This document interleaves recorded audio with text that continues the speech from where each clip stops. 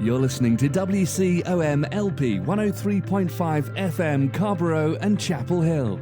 It's a Tuesday, it's 5 o'clock, and that only means one thing. It's time for another round of Snarky Faith with your host, Stuart Deloney. This is a space where we irreverently wrestle through life, culture, and spirituality, all with our heads in the clouds, our tongues in our cheeks, our hearts in our sleeves, and our feet on the ground. At Snarky Faith, the questions or even the answers are never the point. It's all about the conversation.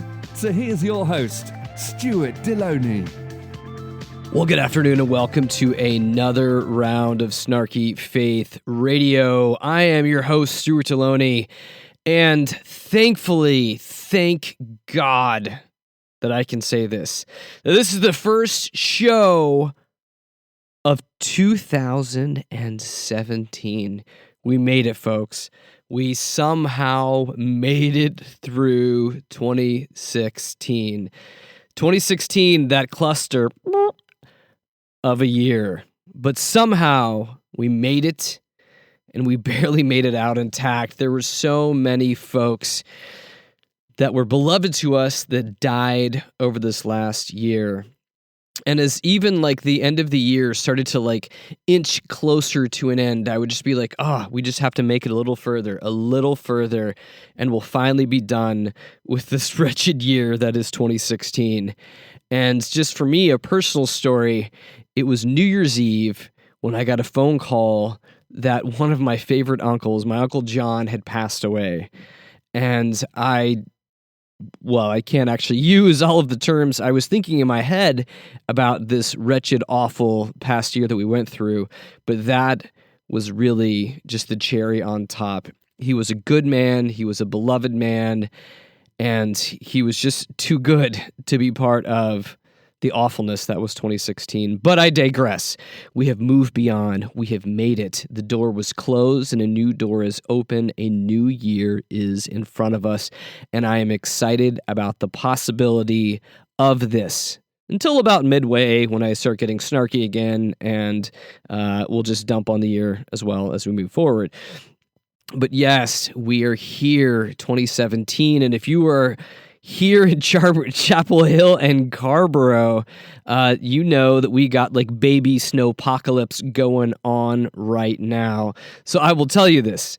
I will tell you that right now this show is coming to you from a closet in my house. Yes, the roads are icy. Did not necessarily want to get out and try to tackle the studio with the way things are going. Snow on the ground, ice on the roads, especially in the evening with black ice. So if you're listening to me right now, live on the radio, drive safely on your way home. So yes, I have kids. I am in my house, and I have found a place that is the only place I found that I believe that is quiet enough for the show, which is a closet. So I begin 2017 in the closet. You can read into that however you want to, but I am just glad to be here. We will be bringing you a bunch of great stuff moving forward in this year. I am excited about 2017 for Snarky Faith. And I want to say, hey, thank you for those that have been with us for the past couple of years. And also, if you're new to this whole thing, welcome to the show. And if you're new to this, just really want to give you a rundown of what Snarky Faith looks like, what we kind of are about, and all of that. We are simply folks that, if you didn't already catch this in our intro, that we are all about skewering through life, culture, religion, spirituality, all of that, coming from a realm of that. Essentially, religion has done us wrong in many, many different ways, but that doesn't mean that faith should stop in the midst of it. So speaking about faith, or the faithless, whichever way you want to look at this, we've gotten recently in the news a Trump inauguration rundown.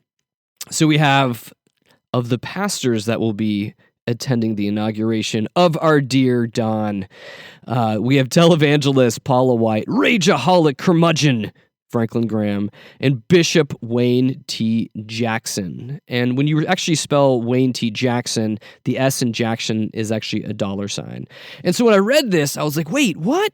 No, No Creflo Dollar, no Joel Osteen. This is shameful. I was hoping for a full house of all jokers, if that's actually possible. Or maybe we could just say four of a kind with all jacks or jackasses. Yeah, that's pretty much what we'll have to just deal with and move forward on. And oh, what a ride, my dear listeners, this next 4 years will be. Wait, never mind. We have Franklin Graham, we have Paula White, and we have Wayne T. Jackson. They somehow must all be related to Trump, right? Because isn't that what he does? He pretty much just hires people to be around him that he's somehow related to. And relations could be either that he has touched you inappropriately or somehow he has used his own seed to make you, which, sadly enough, if you combine the grabbing and the seed, that actually puts a pretty wide swath of people that could be partially on his cabinet or his advisors. No. When we speak of our dear Trump, he's all despot nepotism or bust. But we have to remember that he is our orange president-elect and deserves a chance. But who am I kidding? This is going to be a train wreck. Just the kind of train wreck that happens when you don't have Amy Schumer there to help us laugh it off. Yeah, that kind of train wreck. The kind that's not funny, and there's death, and there's screaming, and there's gnashing of teeth, and there's suffering, and all of those kind of stuff. Yep, we just got rid of 2016. 2017, let's hop on the train. But what I want to tell you guys is I don't want you to worry. As we step into this new year with a new president, do not worry. We here at Snarky Faith will keep the snark flowing as your release valve to help you keep your sanity. But why, oh why, can't we just keep Jesus out of politics, right? When we begin to think about all these folks, and yeah. But what fun would that be? But really, when you begin to break down the roster of religious leaders that are there for the inauguration, it's almost a joke. Well, actually, it is a joke. You've got, think of this, like you could set this up and it would kill. It goes this way. 2 prosperity gospel preachers, 1 rabbi, a Catholic priest, a Hispanic Christian leader, and the son of Billy Graham all walk into a bar. Ba, ba, ba, ba, ba. That's how it goes. But this is the joke. This is the life that we are living in right now. And if you can't laugh about it, you're probably going to blow your brains out.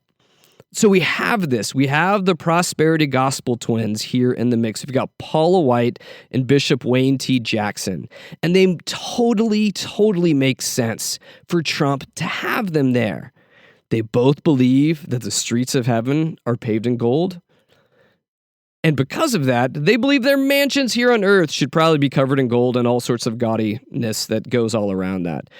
They're all about parishioners sowing seeds and grabbing glory. And Donald does have a bit of a whole fake gold thing going for him.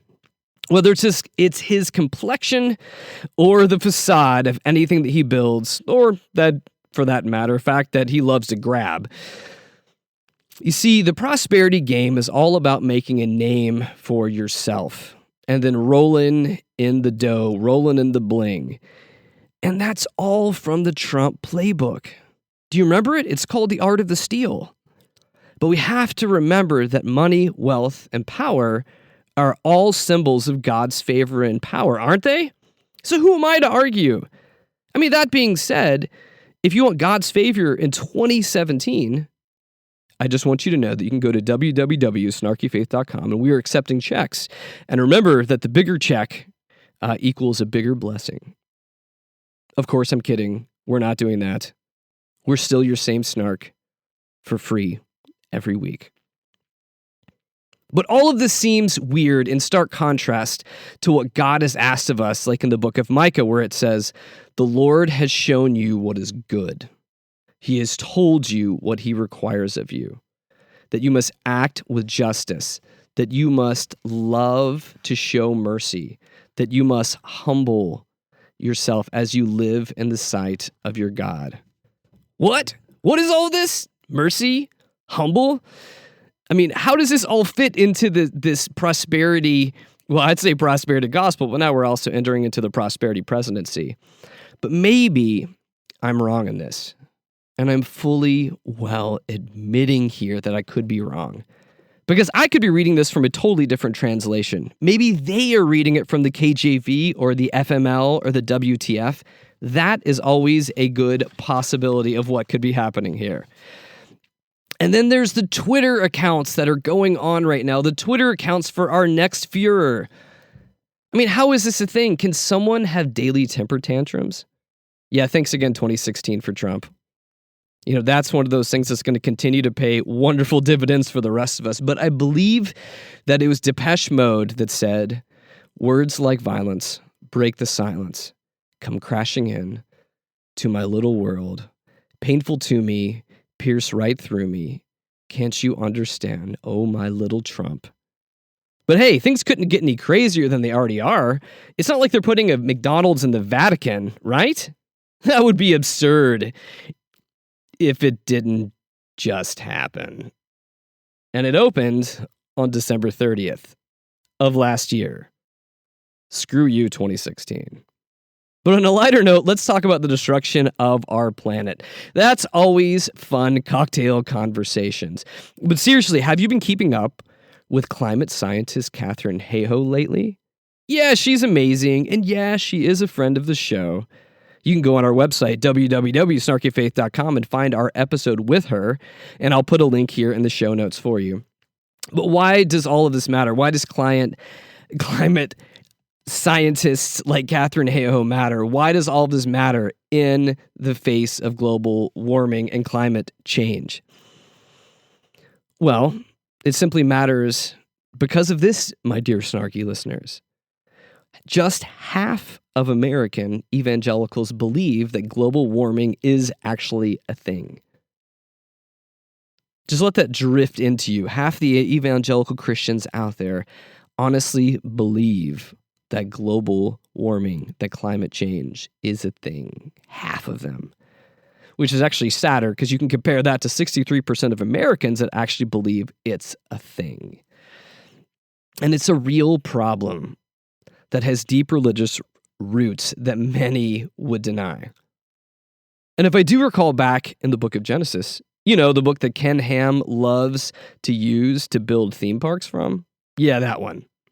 You know, back in Genesis, where you have like this ethic that is deeply embedded in the nature of God, where God creates the earth and he puts it in our care.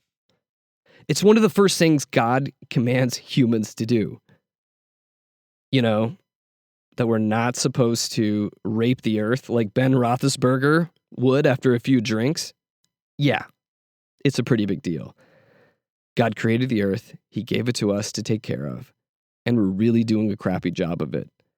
And the fact that we like to deny it, the fact that we like to stick our heads in the sand, the fact that we like to stick our fingers in our ears and say, la, la, la, la, la, la, la, la, la, la, la, la, la, this isn't happening, this isn't real. Yeah, we can do that all we want. But it's still happening. It's still a problem. And the more that we deny that it's a problem, the further we are from being able to fix it. But back to Katharine. And so Katharine Hayhoe recently started a new PBS show called Global Weirding, and it is definitely worth your time. I love the work that she is doing, and she just has a great heart and a passion for this. I think she's just a wonderful and great individual, and you should check it out. So, you heard me speak of Ken Ham earlier, right? Ken Ham, our old buddy? Old Kenny's a favorite of the show. And by that, I mean that we love to rip on Ken Ham, and that he's probably never heard of the show. Womp womp. So Ken found himself in a bit of a Twitter war. Oh my gosh, Twitter war. It's like, can we go a whole show without talking about Twitter wars? But it's not with Trumpy, thankfully. Well, I don't know, thankfully. I think it'd be pretty amusing to see the two of those get into it. But it just so happens that if those two were to go at it, I'm pretty sure the world would come to an end. It's kind of like crossing your streams, Ghostbuster style or Uranus style. Feel free to pick which analogy works best for you. No, Ken Hambone. Wait, I'm sorry. I didn't mean to connect those two things. It's causing a really weird image of me. Ken Bone, Ken Ham. Like if you were to take it, anyone remembers, like back in the days when Conan O'Brien had his show and they had this segment that was called If They Made It, where he would take two celebrities and mash together their faces into some sort of grotesque creature. Yeah, it's too much to handle for me to think of Ken Ham, Ken Bone. It's just disgusting. But I'll move on. So Ken Ham, he is our lovely Mr. Biblical Literist. Now, if you want to know what a biblical literist is, you can also go to our website and see a show on that. We did an entire one on it. So he's a biblical literist who believes that the earth is 6,000 years old. He believes that the earth is literally 6,000 years old, and he's having a little bit of a Jurassic-style problem that even, I'm just going to assert here that Chris Pratt probably can't fix, but I wish he could. It would be an amazing movie, and I would watch it. I would put down my money, go to the theater, and watch Chris Pratt somehow fix Ken Ham and his Ark problem. No, but Ken Ham is the proprietor of the Ark Encounter. It's a theme park in Kentucky, which is essentially just one huge ark, like Noah-style ark. You know that kind of ark, Old Testament ark. Yeah.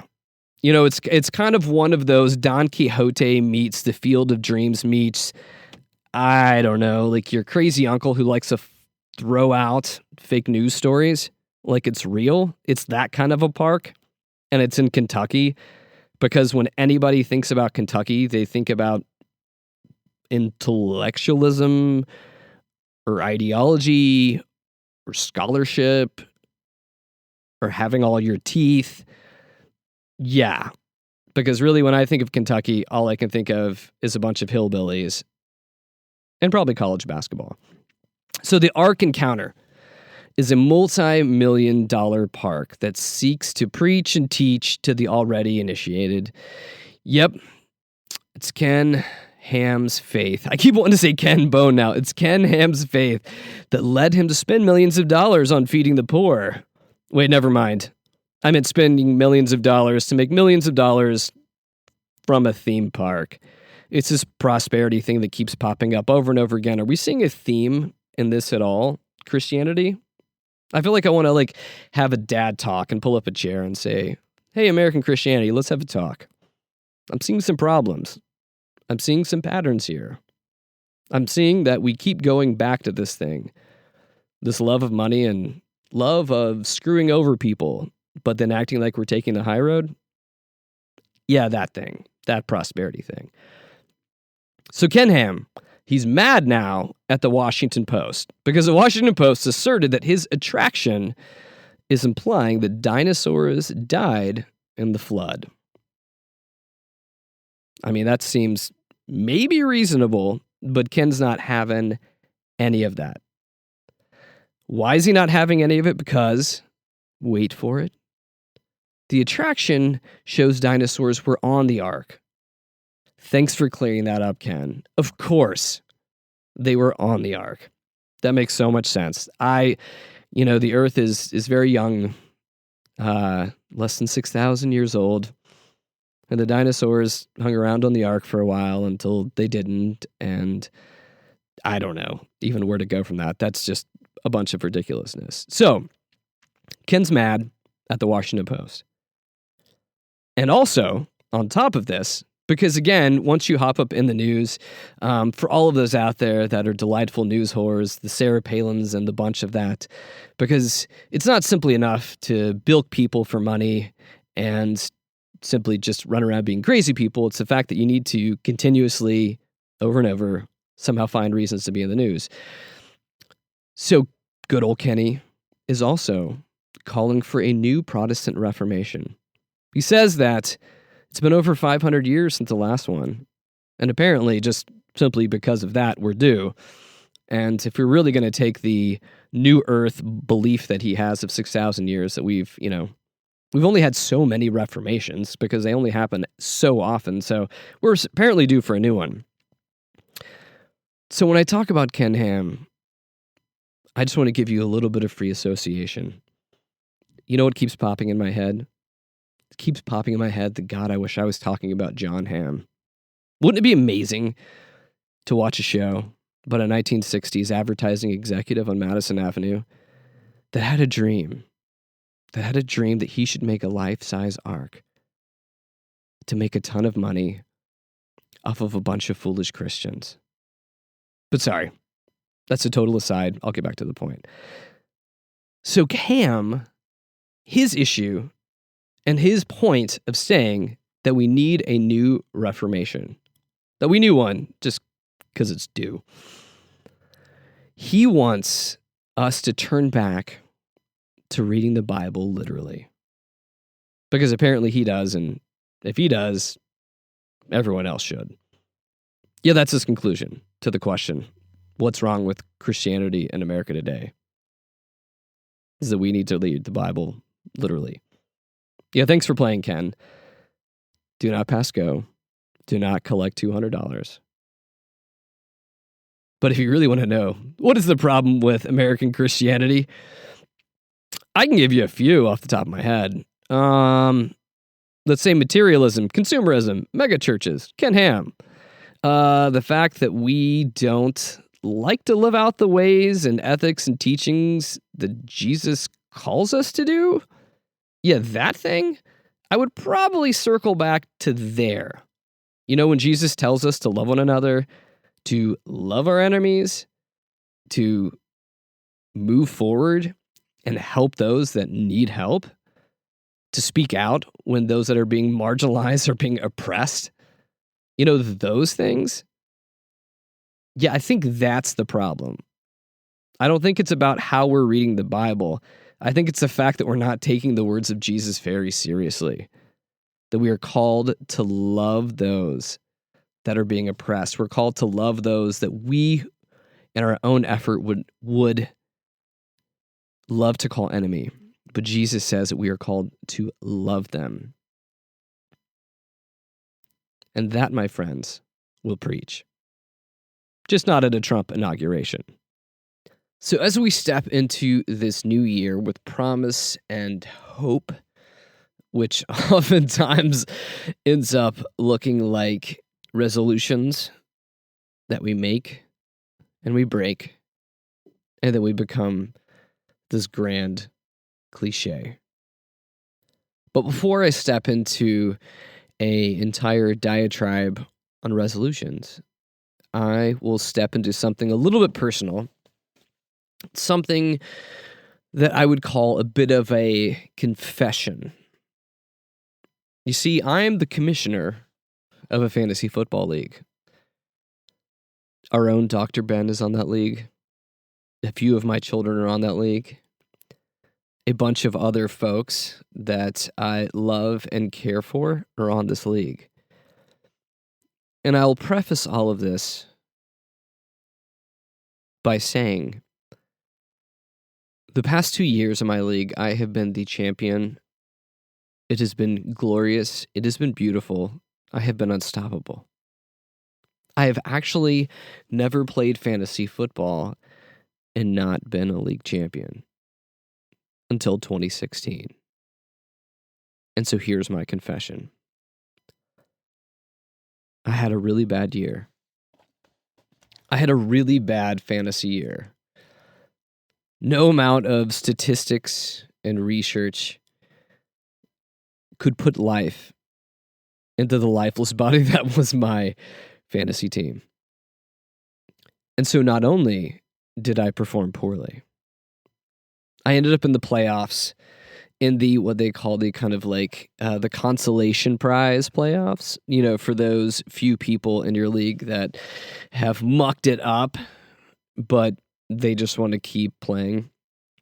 And so, no, I did not have the worst record in my playoffs. I mean, my league. But what happened when it came to the playoffs, I ended up pitting against my dear friend who has been playing fantasy football with us for 2 years and really doesn't know what he's doing, and ended up the year with 0 wins. We get to the playoffs. He's my first team I play against. And then I lose to him. I lose to him in a very ugly fashion. which throws me into essentially the toilet bowl bracket where there is no hope, there is no dignity, there's only trying to make sure that you are not the supreme loser of our league. And so my confession is that I was the winner of our ceremonial toilet bowl trophy this year from 2016. Now, you may be saying I'm upset at 2016 simply because of fantasy football. And by and large, you may be right. But there's been many other things in this year that have been horrible, and this was kind of just the icing on top of the cake of my 2016. So part of my penance for being the supreme loser was that I have to come on live radio and admit that I was the fantasy football loser for our league. There you have it. I have borne my shame to all of you. And now I'll move on for my fantasy football confession. So when we begin to think about this new year, the hope, the promise of where we want it to go, of the places, the things that we want to see in the midst of it, it always drives us to that place where we call New Year's resolutions. And what I want to do here is caution you against being a cliche. 2017 should not start off with you having resolutions. And when I began to read about this, I began to kind of look into the deeper topic of how we started resolutions, what happens with it. I mean, everything you can read about it online usually descends into the cliche, not about resolutions, but about broken resolutions. And then I stumbled onto this blog post by Megan Telper, who is a nutritionist at megantelper.com. And what she was doing, which I absolutely loved. I loved her take on resolutions. Because what she was trying to do is she was trying to reframe the conversation. She was trying to move it towards a place where we don't look at resolutions, because resolutions, for the most part, end up being self-serving for us. I want to lose weight. I want to look better. I want to not Netflix and chill 24/7 in this next year. You know, it ends up being about something that's about me. And most times they're also very, very specific. Especially like when we go back to the idea, which is one of the perennial ones, of being able to lose weight. That's very much me titled. And so when she had written her post, and this is back from like 2014, but I think it still speaks very clearly. It goes into this idea, and I think that she's pushing this thought forward where we shouldn't look towards resolutions. We should look towards intentions, because resolutions oftentimes can be very finite. They can be very much looked at in a form of metrics. Like, I want to have less debt. I want to lose weight. I want to do this, that, and the other. And so when we boil it down to a series of metrics, which can oftentimes be helpful because you get a better return on investment, if we're going to use that kind of a buzzword, an ROI on what we're hoping for in the year. But what ends up happening when we boil everything down to a series of metrics is the fact that it only keeps us looking at that plot point on our map for the year. It doesn't have us looking to the horizon. It doesn't really have us looking forward. It really, for the most part, has us looking backwards. Meaning, if I just keep using this analogy of the weight idea, which is, I would assume, the number one resolution that people go after, you know, when we begin to look forward, we're not saying, oh, I've done so well this last year, and I want to capitalize on it and keep moving forward. No, it looks at, I have made decisions that I am not very happy with, and I want to fix those. But the problem with that is it doesn't keep us looking forward, and it also doesn't keep us very flexible in how we're engaging the world and the environment around us. Because in her article that I was going through, I liked that she started asking a bunch of very open-ended questions. She began to say, so what would your financial situation be? What would your love for family look like? What would your health be like? What would your professional realm look like? And so when you begin to paint a broader stroke instead of a very specific one, the entire anatomy of your outlook changes.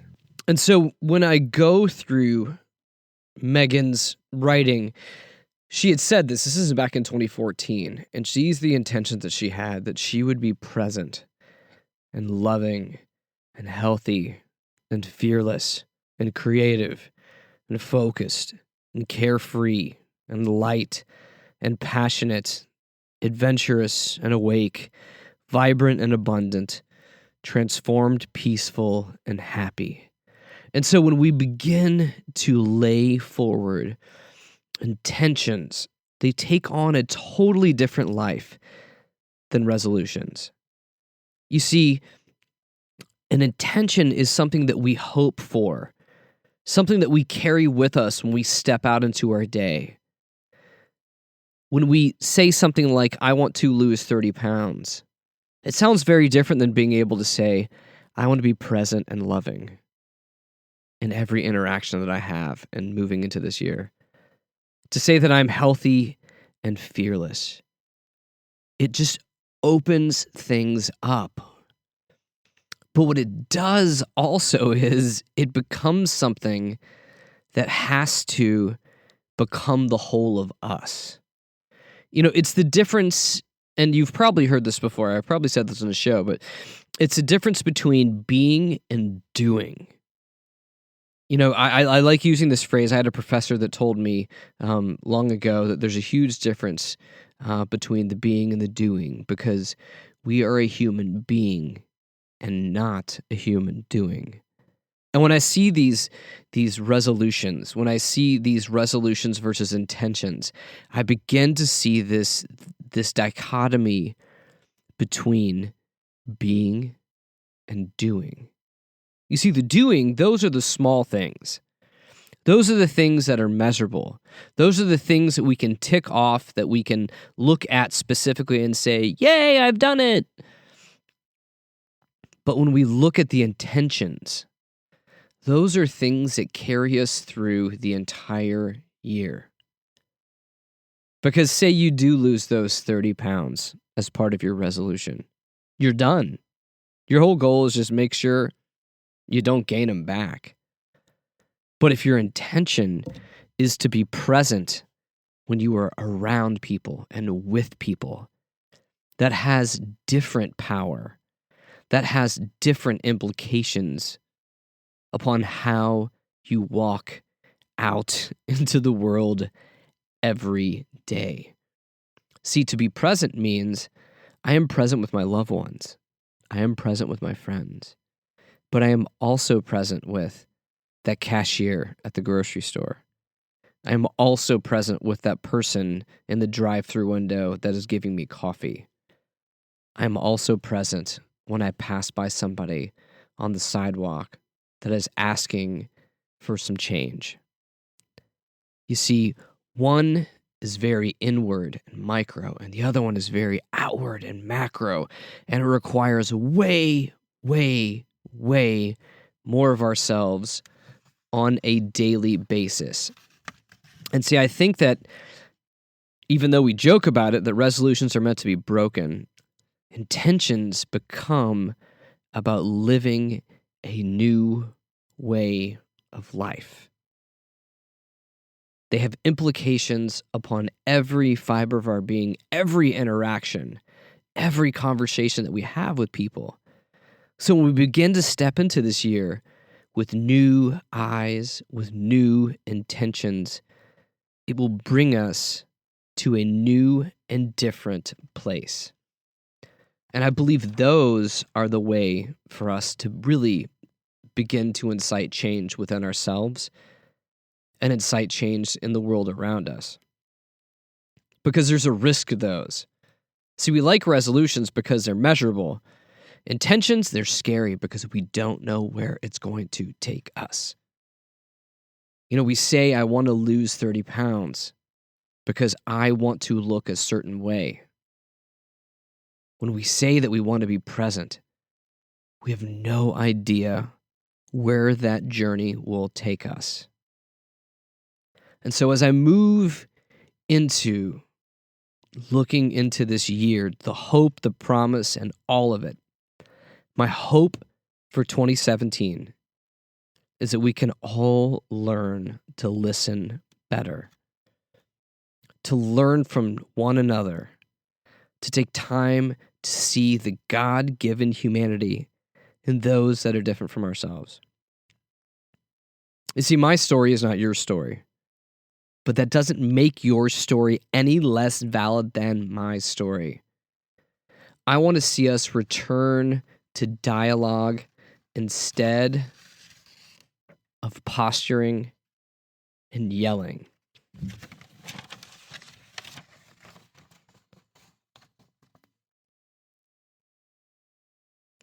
I believe that we need to learn to listen to the voices that are different from our own, to learn from their stories, to take to heart their critiques of our values and views, whatever they are.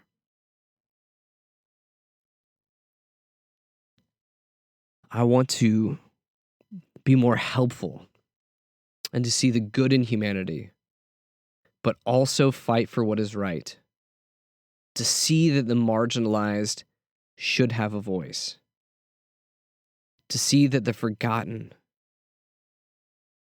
are given dignity, and to see life in terms of a spectrum instead of black and white or ones and zeros. I want to use this space to offer another way to look at faith and belief, to see words, to see the words of Jesus take life and move into this world with skin on them, to find adventures and avenues for finding ways to heal the broken, to give voice to the voiceless, to chart a new way to live and walk and interact with others. You see, I want to see other people with new eyes. And I deeply believe in the words and the ethics and the teachings of Jesus, because they say that love should lead us. They say that anger and violence and revenge are never the solution to a broken way of being. They only cause more heartache and pain. I want to walk out the ways of Jesus. And that means that we must put our own needs secondarily to those that are hurting and broken and in need. It means that we learn to love those that don't agree with us, which may be stretching for a guy that runs a radio show built around snark and sarcasm. I'm in progress. I'm learning. I believe that there is a different way beyond this paradigm of survival that we find ourselves living out. I see that there's another way to exist beyond just trying to grapple to get more and more and to get ahead. You see, I see a world that is hurting and broken, and that somebody needs to step forward to offer a different narrative than the ones that we are being currently given. One that is driven by hope and change, one that doesn't seek to ostracize those that may hold different beliefs than ourselves, but a way that seeks inclusion and dignity for all people.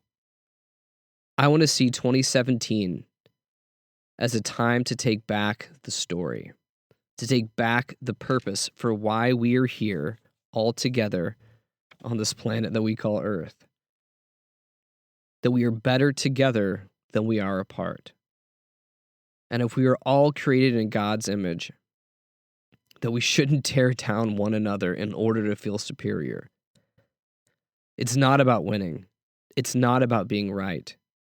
It's about doing the work that needs to be done to heal the brokenness that we've all had a hand in creating.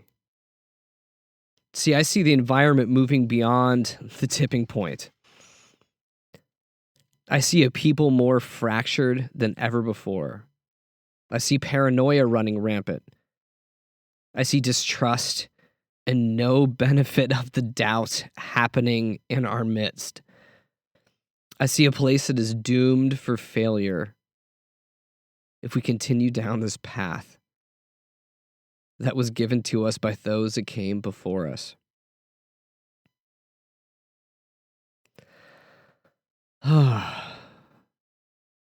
See, there is an ideal that we have that leads us to say that I need to get mine. And that has to change. See, we must look towards the common good.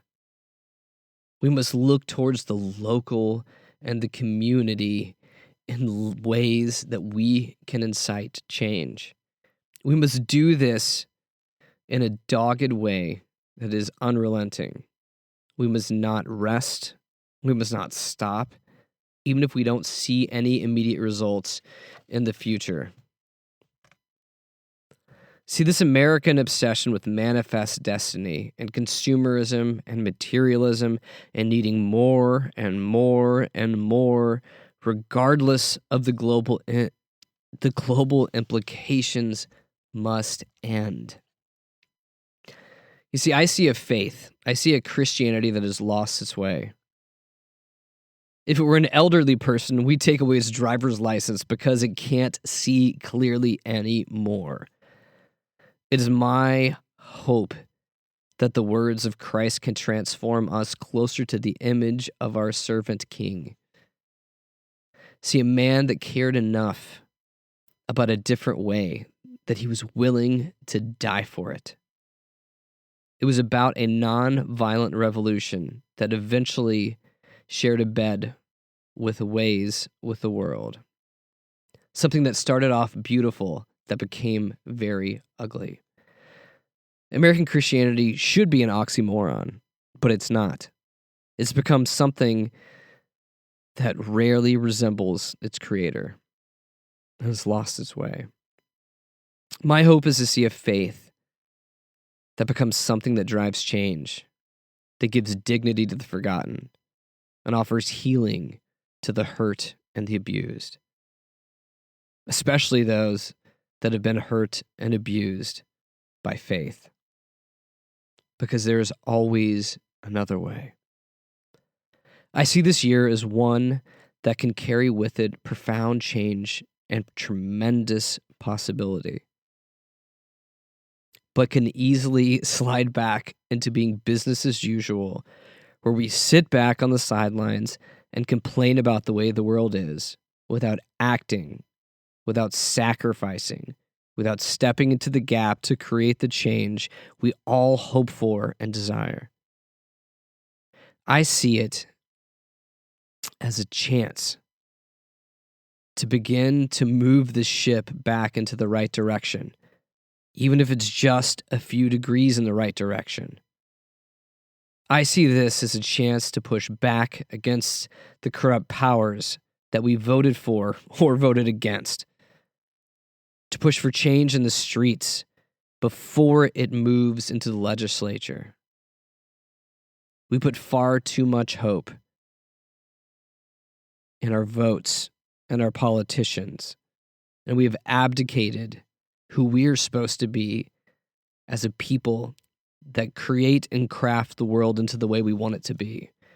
It has become far too easy to blame politicians, to criticize, to rage against them, and at the same time for us to do absolutely nothing. If we want change, this is ours to make.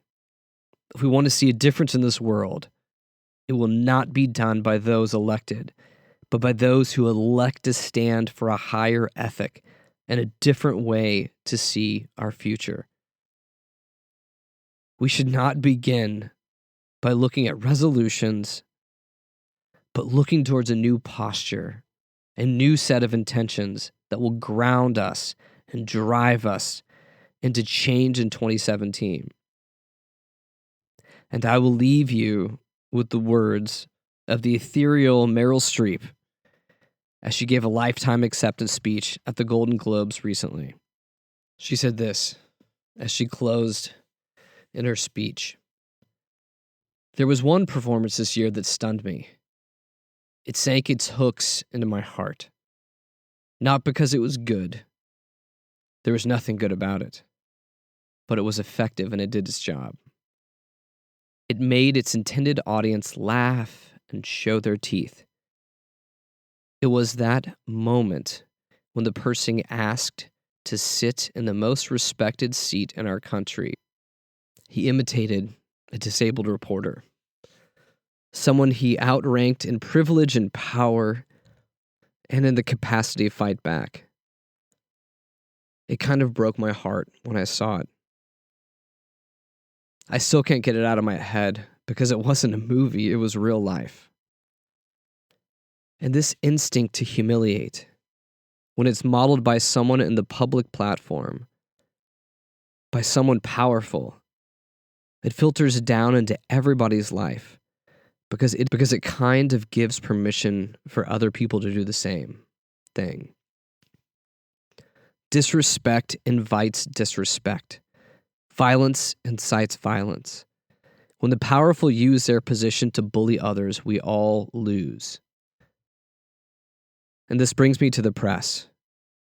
We need the principled press to hold power to account, to call them on the carpet for every outrage. This is why our founders enshrined the press and its freedoms in our constitution. So I only asked the famously well-heeled Hollywood Foreign Press and all of us in our own community to join me in supporting the Committee to Protect Journalists, because they're going to need them going forward. And they'll need us to safeguard the truth. One more thing. Once when I was standing around on the set one day whining about something that we were all going to work. One more thing. Once when I was standing around on the set one day whining about something, we were going to work through supper or the long hours or whatever, Tommy Lee Jones said to me, "Isn't it such a privilege, Meryl, to just be an actor?" Well, yeah, it is. And we have to remind each other of the privilege and the responsibility of the act of empathy. We should be very proud of the work Hollywood honors here tonight. And in her words, I'm captured by them because I think we all have the privilege and the responsibility to learn to live in a way where we act out of empathy, where we stand up for those that don't have a voice. When we do the hard work of making change happen in our communities. When we put aside our desires for more and our desires for how can I get what I want, we put those to the side and we begin to ask ourselves, what is the greater good? Am I living for myself, or am I living for the greater good of this world? Am I investing in myself, or am I investing in the greater good of my community? When we begin to live that way, when we begin to put those types of intentions forward, it transforms everything. See, this show, it's so easy for me to rail against the powers that be because we're the small guy. We don't have the power. It's easy to poke shots and make fun of those that are in power and acting irresponsibly. But I think it's just because of that we need to have our voice, that we need to step forward. So 2017 says to me, if you are unhappy with the way the world is, make a change, make a difference. If you are disgusted by the way our politicians are running our country, invest in your community. Do the hard work it takes to make sure they stop making those mistakes. It could be something like protesting, or it could be something as simple as showing kindness to somebody that direly needs it. Because I see every day as an opportunity to make a difference. I see every day as an opportunity to make a change in myself. I see every day as an opportunity to make a change in the world around me. Are you with me? Because I don't want to look back on this next year and complain in the way I did about the last year. Because ultimately, it can be funny, it can be snarky, it can be sarcastic. It's a cop-out. And so if I want to be able to complain at the end of the year about 2017, I better have worked hard to make a difference. I better have sweat and bled and tried my best to be able to make a positive change in the world around me. And that is all we got this week on the show. As we end this broadcast, just a reminder that you can catch us on podcasts at www.snarkyfaith.com. If you are one of our dear listeners that love us, go over onto iTunes, look up Snarky Faith, and give us some love in the form of stars. Give us a clean bill of health over there. You can also check us out on Twitter and Facebook. I'm excited about what this new year has for us and where it's going to take the show. So thank you so much. I appreciate you for being a part of the conversation, and my best for you and yours in 2017. WCOM is listener-supported community radio, and Snarky Faith is only possible through our sponsors. Aqueduct Conference Centre was established in 1978 as a peaceful destination for small group meetings, special events, conferences, retreats, and weddings. For more information, go to www.aqueductcc.com. We are also sponsored by Lumen. Lumen, a spiritual community of seekers, sojourners, question askers, doubters, and skeptics, is a collective of fellow travelers that embrace the truth that all life is sacred, hope is real, and tomorrow can be better than today. All are welcome. You can find more information at www.lumencommunities.com.